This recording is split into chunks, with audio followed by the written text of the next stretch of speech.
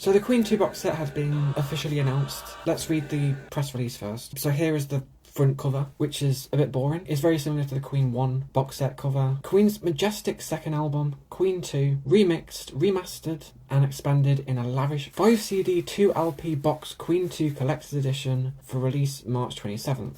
To be honest, I'm kind of surprised they waited this long for the press release, to be honest. Like, Brian announced like a pre-sale press release for this thing 2 weeks ago now. Let's just play this video, hear what he has to say. And to do this unboxing, of course, of this beautiful rebuild of Queen 2. Yeah, he also shared a video of him in Abbey Road. And today we are remixing Queen 2 in Dolby Atmos, which is quite something. And it always needed this treatment. We didn't have the technology to achieve what we really wanted in those days. Now we do. I can't wait for people to hear this Dolby Atmos mix, which is just all around you.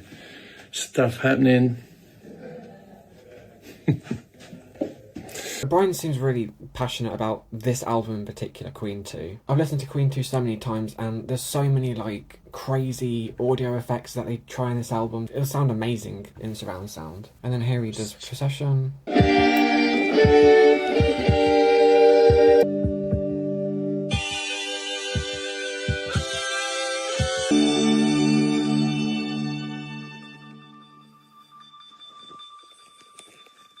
I do find it interesting how this version of Procession is like completely standalone, doesn't go into father to son, which is interesting as well, but I'm guessing on the final mix of the album they're going to have it segue into father to son, like it's always been. Of what he's shown on his Instagram, he hasn't shown any of the vocals, which is a little bit concerning. Again, I hope they don't go overboard with the pitch correction like they did with the Queen 1 box set. Again, it caused a lot of fan outrage as well. A lot of fans were very annoyed. They've also come out with a trailer, I just realised as well.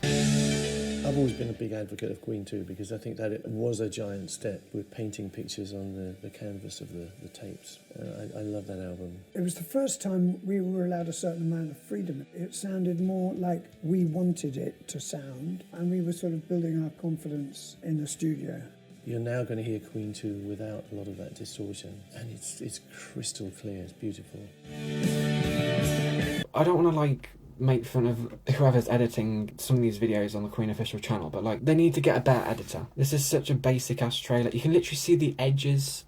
Look at that. You can see the green edge of the cover when it pans across. But I'm not going to waffle about the trailer. Queen's regal second album, Queen 2, has been remixed, remastered and expanded for a lavish new box set. With Brian May and Roger Taylor as executive producers, the album has been stunningly mixed. The 5 CD 2 LP Queen 2 Collector's Edition box set, that's a mouthful, features the 2026 mix of the album, plus intimate fly-on-the-wall audio of Queen in the recording studio, previously unheard outtakes and demos, live tracks and the radio sessions. The Queen 2 Collector's Edition box set also comes with a 112-page booklet. That's pretty good actually, featuring previously unseen photographs, handwritten lyrics, diary entries and special memorabilia, as well as memories of writing and recording the album from the band members. Queen 2 was the single biggest leap we ever made. That's when we really started making music the way we wanted to, rather than the way we're being pushed into recording it. It really feels like that, to be honest. The jump from Queen 1 to Queen 2 is just like very drastic, because you can just tell the experimentation was just cranked up to 100 with this album, and it's really great because of it. Here's a picture of the box set. Let me just compare it to the Queen 1 box set for a second. Yeah, the Queen 1 box set had pretty much the same, to be honest. I don't know if they've split the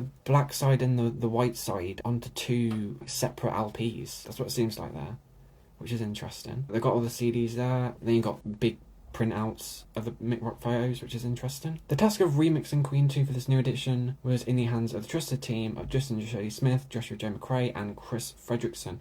I'm pretty sure these are the same people who did the Queen 1 box set as well. The idea was to reveal more of the clarity of the songs, rather than add anything. We wanted to reveal more of what was there and get that desired sound. Even beyond the brand new 2026 mix, the Queen 2 Collector's Edition reframes the album on a much bigger canvas. Sessions is a treasure trove for Queen fans, presenting a completely different and 100% previously unreleased version of every song from the album, in the form of outtakes from the original Trident sessions, complete with false starts, guide vocals, The Odd Mistake, and some fabulous studio banter. They did this with the News of the World box set, they did this with the Queen 1 box set, they did with the Miracle box set, so it's no surprise that they've done a session CD for the Queen 2 box set. Session CD also features the lilting, evocative Not For Sale, Polar Bear. I can't get used to them calling it Not For Sale. I've never heard it being referred to as Not For Sale, I've only heard it being referred to as Polar Bear. Even Brian called it Polar Bear back when he previewed this version of the song on the radio. CD3 is the backing tracks. CD4 is at the BBC. I'm guessing this is just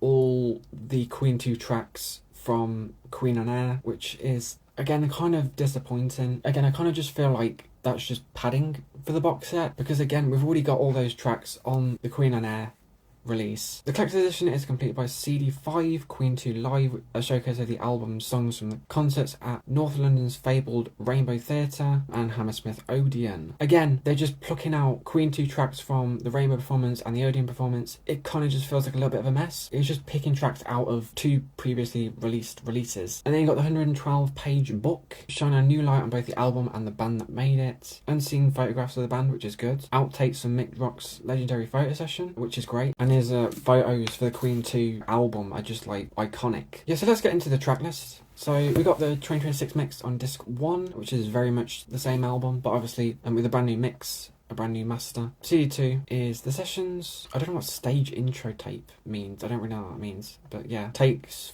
4 and 9 of Father to Son, As It Began, studio demo. 1969, wow! So this was in like So this was in the Smile sessions, the idea for this song birthed, which is really interesting. Someday, One Day, Take One with Guy vocals. You got 2 demos of Loser in the End. Ogre Battle takes 2 and 6. Yes, there's just a bunch of early takes of songs. Oh, I Do Like to Be Beside the Seaside, take 4. So I'm guessing this is like a standalone version of that little section that you get at the end of Seven Seas of Rye, which is actually pretty interesting. I want to see how they recorded that. Then you got See What I Thought Have Been, the B-side version. This isn't really like an early version of the song, it's the final version of the song that they released. So it would make more sense if they put it on CD1. They put it on CD2, which is, I guess it's alright. And then you got Polar Bear, which Brian premiered on the radio last year before Christmas. I did a reaction to it. A lot of people in the comments told me that it was a mishmash of the Small version, the Queen version, and then Brian recorded new vocals over it as well, so it's very messy. I don't know how this final version's going to go, because the version Brian premiered was incomplete. Then you got the backing tracks, which is just the whole album. Then you got Queen at the BBC, which has all the BBC tracks. Then you got CD5, which again is just the live tracks plucked from the Rainbow and the Odeon. It's only 8 tracks, bro. Like, it's just a waste of a CD. And again, it just pads out the release. It just gives them an excuse to bump up the price. They've also got the LP in the box set, and then they're also releasing this in the 2 CD deluxe edition, which I've already pre-ordered because it was on Amazon like a few hours before the press release came out. So it's got a booklet, a small booklet in it, and then 2 CDs. Then you got the 1 CD with just the 2026 mix. You got the 1 LP version with the 2026 mix on vinyl. You got the picture disc. I do actually like that, to be honest. It's got the white side artwork on one side and then the black side artwork on the other side. Then you got cassette, which is very basic, bare bones release. So yeah, there's no proper red flags so far, which is good. With the Queen 1 box set, the Night Comes Down video got released the day after the press release, and all hell broke loose. But it doesn't seem like we're getting any new videos for this release, which is kind of a good thing. I wouldn't mind if they remastered the Top of the Pops performances of 70s of Rye, but I don't know if they need permission from the BBC, because obviously the BBC is in charge of Top of the Pops, so I don't know if it's going to be like a legal thing, but yeah, I'm kind of hyped for this one. Unlike the Queen 1 box set, where I kind of felt this just little lingering feeling of dread as the release to that drew closer. So I hope you enjoyed this video. If you did, please leave a like. If you didn't, please leave a dislike, and I'll see you in the next video.